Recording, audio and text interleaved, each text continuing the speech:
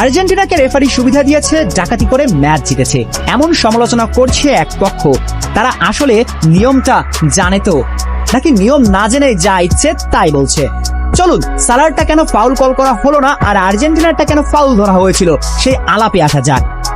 ছবিটা ভালো করে খেয়াল করুন। সালার পায়ে যখন ধাক্কা লাগছে তার আগেই বল সালার নিয়ন্ত্রণ থেকে দূরে চলে যায়। আবারও বলছি, সালার পায়ে আঘাত করার আগেই বল সালার নিয়ন্ত্রণের বাইরে। এমন পরিস্থিতিতে ফিফার নিয়মটা স্পষ্ট। ডিফেন্ডার যদি ডিবক্সের মাঝে নিখুঁত টাইমিং এ খেলোয়াড়ের শরীর বা পায়ে আঘাত করার আগেই বল স্পর্শ করে ক্লিয়ার করে দেয়, তবে সেটি বৈধ ট্যাকেল। বল চলে যাবার পর অনিচ্ছাকৃতভাবে দুজনের মাঝে যে ধাক্কাধাক্কি হয় তা ফাউল হিসেবে গণ্য হবে না। তাহলে লক্ষ্য করুন, সালার পায়ে যখন আঘাত লেগেছে তার আগেই বল সালার নিয়ন্ত্রণের বাইরে।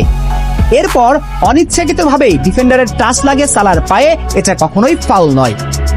এবার আসুন আর্জেন্টিনারটা কেন ফাউল হয়েছিল এই আলাপে।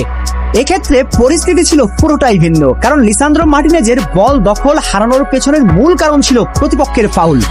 আবারও বলছি, লিসান্দ্রো মার্টিনেজকে আঘাত করে বল নিয়ন্ত্রণ নিয়েছিল মিশরের ফুটবলার। এবার নিয়ম কি বলে জানা যাক।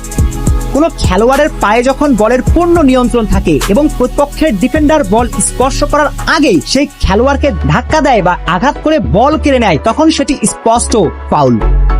অর্থাৎ আর্জেন্টিনা একেবারে ফুটবলীয় নিয়মেই জিতেছে, তাই এই ম্যাচ নিয়ে অন্যদের কান্নাকাটি করে খুব বেশি লাভবান হওয়া যাবে না।